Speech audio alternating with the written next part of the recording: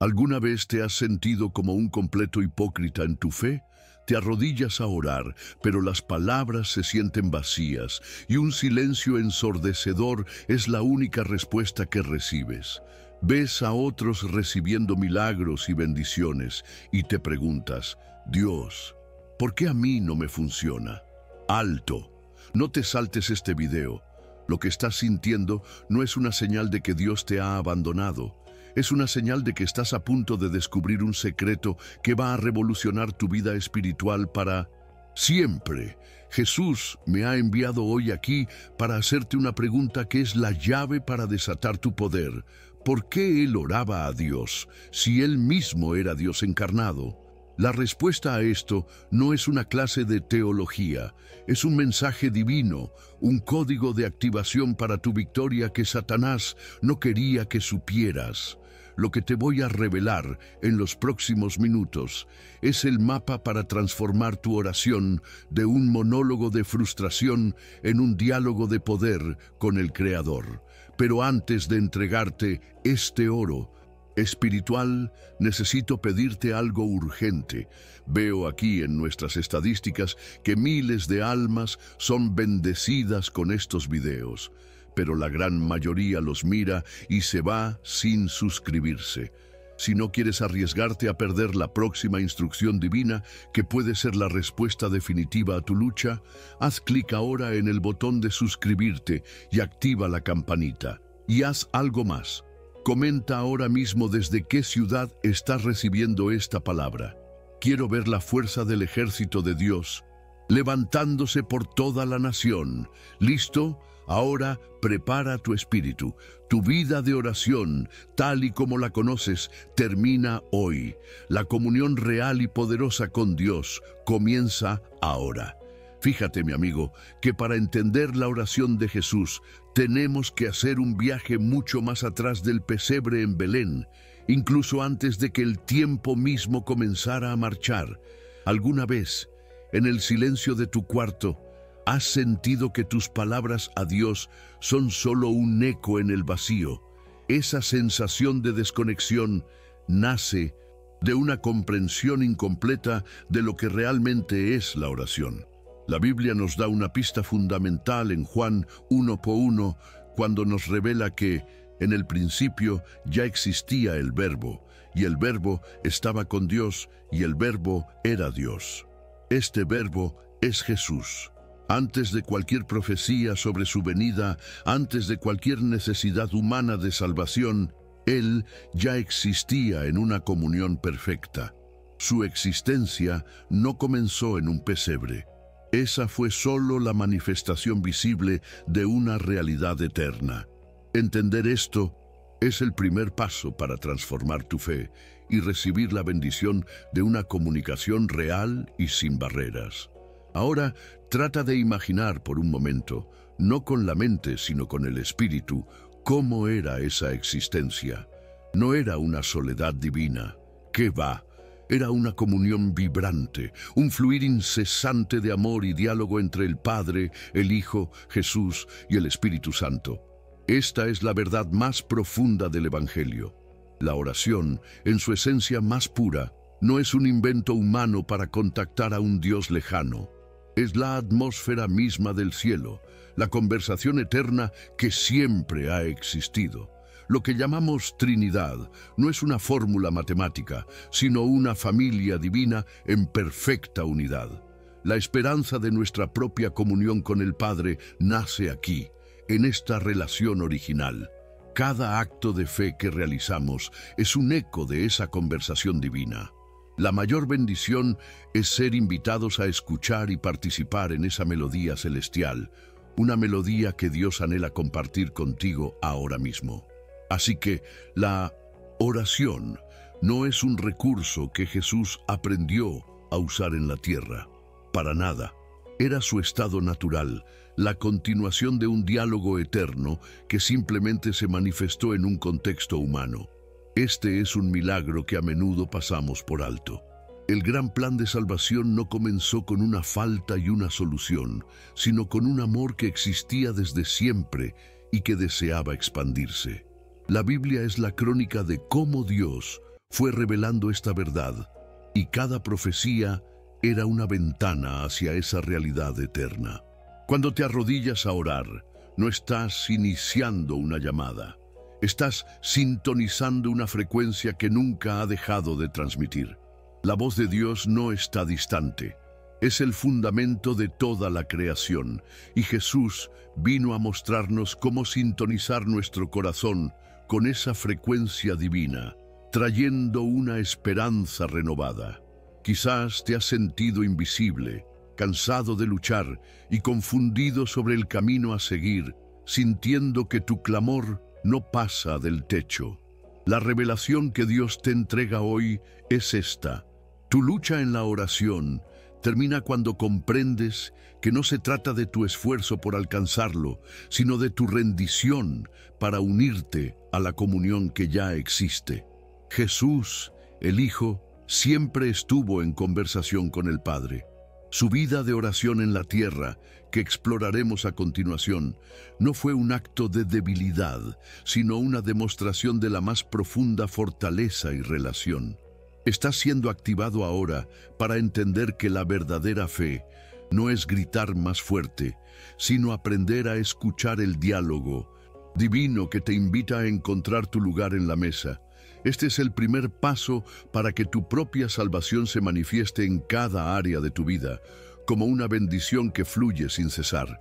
Entonces, si esa comunión eterna entre Padre e Hijo ya era tan perfecta, surge la pregunta lógica: ¿por qué? ¿Por qué el Verbo, Jesús, necesitaría envolverse en carne y huesos? Aquí es donde el Evangelio se convierte en la historia de amor más radical que jamás se haya contado. Imagina la escena. El Rey del universo, en un acto de amor incomprensible, decide voluntariamente ponerse un velo de carne. Pero, ojo, esto es crucial. Al hacerse hombre, Jesús no dejó de ser Dios. La Biblia nos enseña en Filipenses 2, 6, 8, que siendo en forma de Dios, no consideró el ser igual a Dios como algo a que aferrarse. En cambio, se despojó a sí mismo. Este es el milagro central de nuestra fe. No un Dios que disminuye, sino un Dios que se acerca, que elige nuestras limitaciones para mostrarnos el camino de vuelta a Él, encendiendo nuestra esperanza de una verdadera salvación. Este acto de despojarse es lo que los teólogos llaman kenosis, pero no necesitas una palabra complicada para entenderlo. Piénsalo de esta manera. Es como si un arquitecto genial, creador de edificios imponentes, decidiera vivir dentro de una de sus propias casas, no como dueño y señor, sino siguiendo las reglas y el diseño que él mismo estableció. Jesús hizo precisamente eso. Dejó de lado el uso independiente de sus atributos divinos para vivir en una dependencia voluntaria y total del Padre. ¡Qué acto de humildad y poder! Su vida en la tierra fue una demostración continua de que la verdadera fuerza no viene de la autosuficiencia, sino de la comunión. Por eso, su constante oración no era una señal de necesidad divina, sino el ancla que mantenía viva y palpitante esa relación eterna en medio de un mundo caído. Cada oración era una bendición y una declaración de amor al Padre. Y aquí es donde este misterio divino toca tu vida de una manera personal y poderosa. Te sientes débil a veces, limitado por tus circunstancias, como si te faltara la fuerza para dar el siguiente paso. Pues bien, Jesús eligió voluntariamente ese camino para enseñarte un secreto. Su dependencia del Padre, expresada a través de la oración, era el canal por el cual el poder de Dios fluía a través de él. Cada milagro, cada sanidad, cada palabra de vida del Evangelio que pronunciaba no venía de un atajo divino, sino de esa profunda conexión. Él nos estaba mostrando en la práctica que la vida de fe y poder que anhelamos se activa no a pesar de nuestra debilidad, sino a través de ella, cuando la ponemos en total dependencia de Dios. Esta es la profecía cumplida. un hombre viviendo en perfecta sintonía con el cielo, abriendo el camino para nuestra propia salvación. Por lo tanto, la oración de Jesús en la tierra nunca fue una formalidad o un simple ritual religioso. Era su línea de vida, su respiración espiritual, la manifestación de su amor inquebrantable por el Padre. No oraba porque hubiera dejado de ser Dios, sino precisamente porque, habiendo elegido ser plenamente hombre, la oración era el puente que mantenía esa comunión perfecta de la eternidad. Él no oraba para informar a Dios de algo que el Padre no supiera, sino para alinear su voluntad humana con la voluntad divina del Padre, en un acto de amor y sumisión. Esta es la mayor bendición y lección para nosotros. La oración no es para cambiar la mente de Dios, sino para que Dios cambie la nuestra y nos alinee con sus propósitos. Y la forma en que Jesús vivía esta realidad en su día a día es aún más reveladora. Ahora aterricemos esto en el día a día de Jesús, porque es aquí donde el modelo se vuelve alcanzable para nosotros. La oración de Jesús no era un evento agendado en un calendario, ni una formalidad religiosa para cumplir con las apariencias. Para nada. Era su misma respiración espiritual, el ritmo que marcaba su existencia.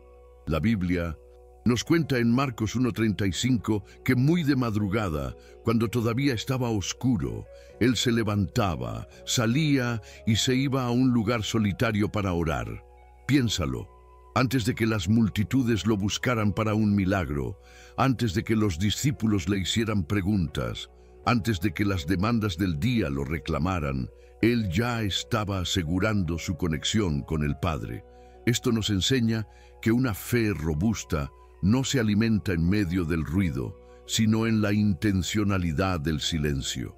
Esta es una bendición que transforma la vida y es el corazón práctico del Evangelio, un llamado a buscar a Dios antes que a cualquier otra cosa. Fíjate en esto, que es fundamental para ti, que buscas dirección en tu vida. Jesús no tomaba decisiones importantes basándose solo en su sabiduría, y eso que era la sabiduría encarnada. Antes de elegir a los 12 hombres que cambiarían el mundo, ¿qué hizo? Pasó toda la noche en oración a Dios. No fue una oración de 5 minutos pidiendo una lista. Fue una noche entera de comunión, de alinear su corazón con el del Padre, de asegurarse de que cada elección fuera un reflejo perfecto de la voluntad celestial. ¿Te sientes confundido, sin saber qué camino tomar? La vida de Jesús te muestra el camino. La claridad no viene de más información, sino de una comunión más profunda. La esperanza de tomar decisiones correctas no es una lotería, es el resultado de una vida de oración constante, el camino seguro hacia la salvación de nuestros propios malos planes. Además, su oración era una revelación, no una actuación. Cuando oraba en público, como antes de alimentar a los 5,000, no lo hacía para impresionar a la gente. Lo hacía para mostrarles a todos de dónde venía la verdadera fuente del poder. Era una ventana abierta a su relación íntima con el Padre. Una demostración de que, como dijo en Juan 5:19, el Hijo no puede hacer nada por su cuenta, sino solamente lo que ve que su Padre hace. Su vida pública era simplemente el desbordamiento de su comunión privada. Este es el milagro que Dios quiere hacer en ti, que tu vida no sea una actuación para los demás, sino el reflejo auténtico de tu relación con Él. Cada profecía sobre un Mesías que revelaría al Padre se cumplía en estos actos de dependencia visible, una bendición que nos libera de la presión de aparentar. Así, la oración para Jesús no era un recurso de desesperación, sino un vínculo de amor y fidelidad. Mucha gente solo busca a Dios cuando el agua le llega al cuello, pero Jesús nos muestra un camino infinitamente mejor. Él vivía en un estado de oración, de conversación continua, lo que le daba la fortaleza para enfrentar cualquier tormenta. Su vida de oración no era el último recurso, sino la primera respuesta. Este es el estilo de vida que nos asegura una salvación diaria, una fe que no se tambalea con cada crisis. Él no esperaba al problema para buscar a Dios. Él vivía en Dios y desde ahí enfrentaba los problemas. Pero, ¿qué sucede cuando esa comunión perfecta se encuentra con el momento más oscuro y angustiante de la historia humana? Esa respiración espiritual está a punto de convertirse en un clamor que sangra. Si hasta ahora hemos visto la oración como una respiración y un diálogo de amor, en el jardín del Getsemaní somos testigos de algo completamente diferente. Aquí, la oración se convierte en un clamor visceral, en la noche más oscura del alma humana y divina. Mientras sus amigos más cercanos dormían, Jesús se arrodilló bajo el peso, no de un mal día, sino del pecado de toda la humanidad. ¿Has sentido alguna vez que la angustia te aplasta, que quisieras huir de una realidad inevitable? Multiplica eso por el infinito, su clamor. Padre mío, si es posible que pase de mí esta copa. Mateo 26:39. No es una señal de falta de fe. Al contrario, es la expresión más honesta de un alma a punto de ser desgarrada. El Evangelio no nos oculta este momento, porque en la lucha de Jesús encontramos la esperanza para nuestras propias luchas, sabiendo que Dios entiende nuestra angustia más profunda. La intensidad de esta batalla espiritual fue tal que trascendió lo emocional y se manifestó físicamente. La Biblia, en el libro de Lucas 22:44, nos da un detalle escalofriante y sagrado. Y estando en agonía, oraba más intensamente, y era su sudor como grandes gotas de sangre que caían hasta la tierra. Detente a pensar en esto. No era el miedo a los clavos, era la agonía de la separación del Padre, el Santo tomando sobre sí toda nuestra maldad. Este es el verdadero costo de nuestra salvación. La oración en Getsemaní no fue una simple petición, fue una guerra. Cada gota de ese sudor sangriento fue un milagro de amor, el precio que pagaba para que tú y yo pudiéramos tener una conexión ininterrumpida con Dios. Toda profecía sobre el siervo sufriente apuntaba a este momento de quiebre y entrega total. Y en medio de esa agonía insondable, sucede el momento más poderoso de la historia de la oración. Después de pedir que la copa fuera apartada, Jesús pronuncia las palabras que sellarían el destino de la humanidad. Pero no sea como yo quiero, sino como tú. ¡Qué declaración! En el punto más bajo de su experiencia humana, en la cúspide de la angustia, Él elige la voluntad del Padre por encima de su propio anhelo de alivio. Esto, mi amigo, es la fe en su forma más pura y costosa. No es una fe que exige, sino una fe que se rinde. Nos enseña que el propósito de la oración en nuestros momentos más oscuros no es forzar a Dios a cambiar sus planes para nosotros, sino recibir la fortaleza para aceptar y caminar en su voluntad, confiando en que su plan es el camino a la verdadera bendición y vida. Así que, la oración de Jesús en el jardín no quedó sin respuesta. La respuesta no fue quitarle el sufrimiento, sino enviarle un ángel para darle la fortaleza necesaria para soportarlo. La victoria sobre la cruz se ganó primero de rodillas en el Getsemaní. Fue esa rendición en oración la que lo fortaleció para caminar hacia el Calvario con determinación y amor. Ganó la batalla por nuestra salvación en la intimidad de ese diálogo agónico con el Padre. La bendición de nuestra redención fue comprada con esa entrega total. Y esta conversación con Dios, este diálogo que comenzó en la eternidad y sangró en el jardín, no se detuvo ahí. Continuaría de la forma más increíble entre clavos, sangre y el aparente silencio del cielo. Ahora estamos en el escenario más sagrado y terrible de la historia, la cruz. Aquí, la oración no cesa. se intensifica y se revela en sus facetas más sublimes.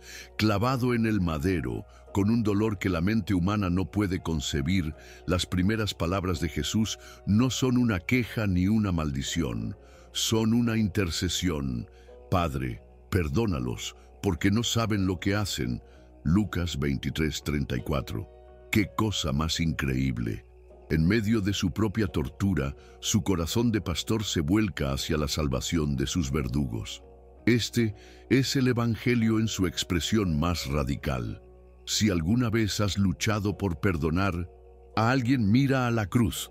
Jesús nos muestra que la verdadera fe no solo soporta el dolor, sino que ama en medio de él. Este es el milagro de la gracia divina, una bendición que nos da la esperanza y el poder para perdonar lo imperdonable, siguiendo el ejemplo de nuestro Dios.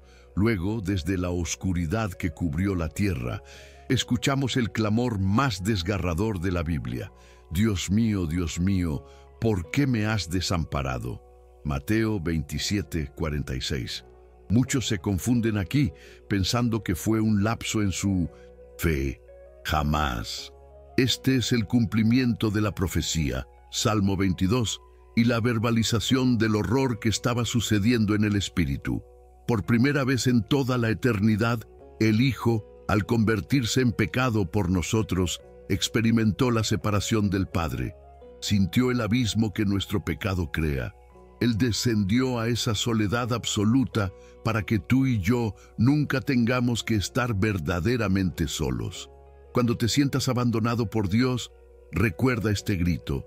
Jesús santificó ese sentimiento, lo llevó sobre sí mismo para comprar nuestra eterna comunión con el Padre. Su sufrimiento es la garantía de nuestra salvación y compañía perpetua. Pero la conversación no termina en el desamparo. El clímax de la entrega, el acto final de confianza, resuena desde la cruz. Padre, en tus manos encomiendo mi espíritu. Lucas 23:46. Después del grito de abandono, viene la declaración de confianza absoluta.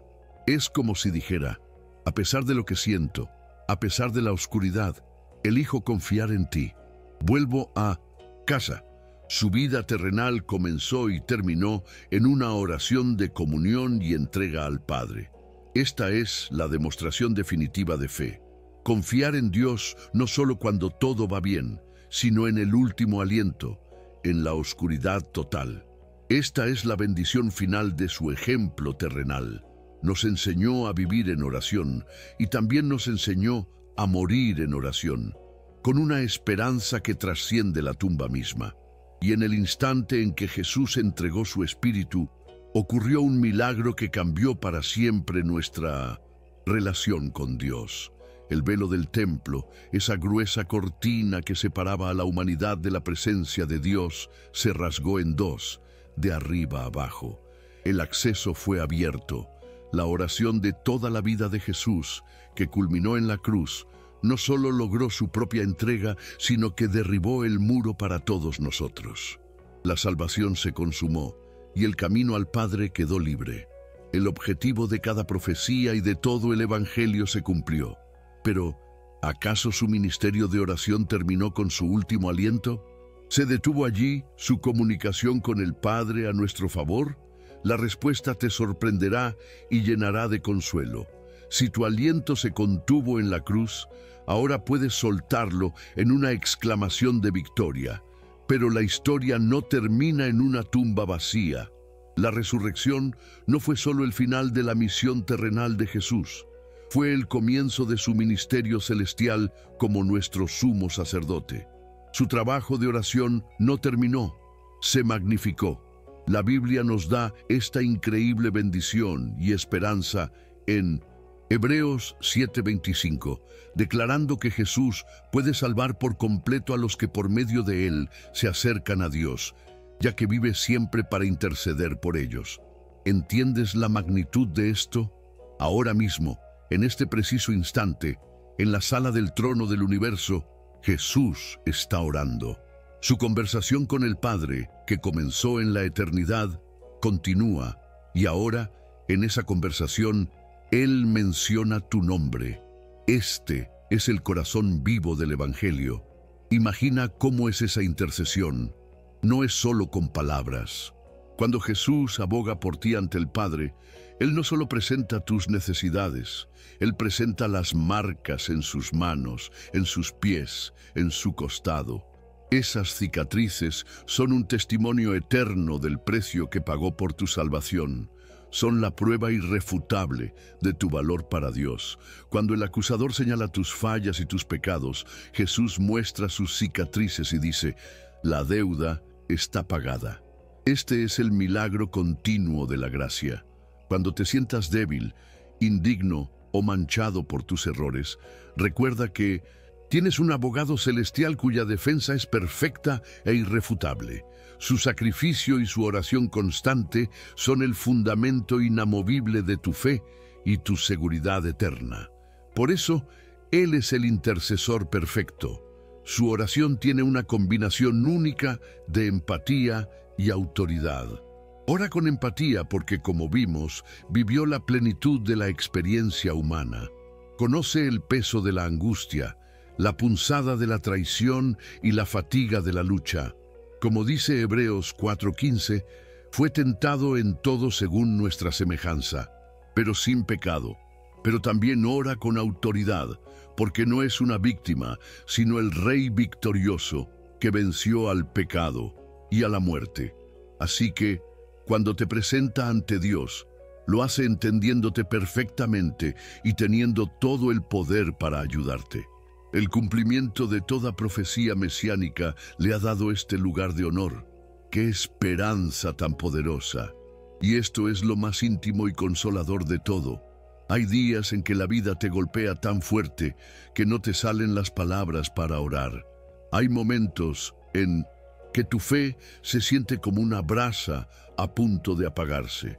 En esos precisos instantes, cuando tú no puedes orar, la oración de Jesús por ti es más fuerte que nunca.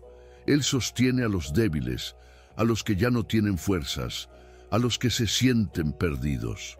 Su intercesión es el soporte invisible que te mantiene de pie cuando crees que vas a caer. Él es el buen pastor que no deja que ninguna de sus ovejas se pierda. Y si Jesús mismo, el Hijo de Dios, resucitado y glorificado, considera que la oración es su ministerio eterno, ¿qué nos dice eso sobre el lugar que debe ocupar en nuestra propia vida? Así que, al final de este recorrido, la pregunta ya no es solo por qué Jesús oraba, sino qué significa su oración para ti, hoy. La lección más grande que nos deja es que la oración no es un rito, no es una lista de peticiones ni una obligación religiosa, es la invitación a un relacionamiento real y vibrante. Cuando Jesús enseñó a sus discípulos a decir Padre nuestro, Mateo 6:9, estaba rompiendo todas las barreras religiosas de su tiempo. Les estaba dando la llave de la misma sala del trono a la que él tenía acceso, invitándolos a la misma intimidad familiar que él disfrutaba desde la eternidad. Este es el corazón del Evangelio. Dios no quiere ser un monarca lejano, quiere ser tu Padre. La vida entera de Jesús, cada milagro y cada palabra, fue para hacer posible esta conexión directa, esta salvación personal y profunda. La vida de oración de Jesús nos enseña, por tanto, a vivir en la presencia y no en la apariencia. Nos llama a una fe auténtica que se nutre en el lugar secreto, lejos de los aplausos. Nos enseña a confiar incluso cuando el cielo parece estar en silencio, como en la cruz, sabiendo que la rendición final en las manos de Dios es la mayor victoria. La comunión con el Padre no es solo posible, es esencial para una vida con propósito y poder. Esta es la esperanza que sostiene el alma. Toda la Biblia apunta a esta verdad. Fuimos creados para una relación con Dios y Jesús es el camino, la verdad y la vida que restaura esa relación perdida. Aceptar esto es recibir la más grande bendición que un ser humano puede experimentar. La revelación más consoladora es que, incluso ahora, Jesús sigue orando por ti. Quizás has fallado, ¿Te has alejado o sientes que tu fe se ha enfriado? Quizás te sientes invisible o cansado de luchar. En este preciso momento, tu nombre está en los labios de tu intercesor celestial. Él no le está contando a Dios tus fracasos, le está recordando al Padre su sacrificio por ti. Su oración te sostiene cuando no tienes fuerzas, te cubre cuando eres vulnerable y aboga por tu restauración. Cada profecía de un pastor que busca a su oveja perdida se cumple en esta intercesión incansable. Él no se ha rendido contigo y su amor te está llamando de vuelta a la seguridad de su redil. Hemos viajado desde la eternidad hasta el trono de la gracia, y todo este camino nos conduce a una decisión personal. El acceso a Dios que Jesús compró con su sangre está disponible para ti ahora mismo. La comunión, el perdón y la salvación no son algo que ganas, son un regalo que recibes por fe. Si deseas terminar con la separación, reconciliarte con Dios y entrar en esta relación de amor y poder que Él te ofrece, puedes hacerlo tuyo en este instante. Con todo tu corazón, simplemente dile: yo te acepto, Señor Jesús, como mi único y suficiente Salvador. O escribe amén en los comentarios para confirmar tu fe y declarar que aceptas esta verdad transformadora en tu vida. El velo se ha rasgado. Ahora entiendes el secreto. La oración de Jesús no fue un acto de debilidad, sino la mayor demostración de amor y el mapa hacia nuestra propia comunión con Dios. Él no solo oró, Él se convirtió en la oración misma, nuestro acceso directo al corazón del Padre. Pero ahora, la pregunta más importante es para ti. De toda esta revelación, ¿cuál fue la parte que más le habló a tu corazón? ¿Fue la oración que sangra en el Getsemaní, la intercesión llena de perdón en la cruz, o el descubrimiento de que Jesús ora por ti en este exacto momento? Comenta aquí abajo. Quiero leer tu testimonio y ver lo que Dios hizo en tu vida hoy. Si este mensaje te edificó, no lo retengas.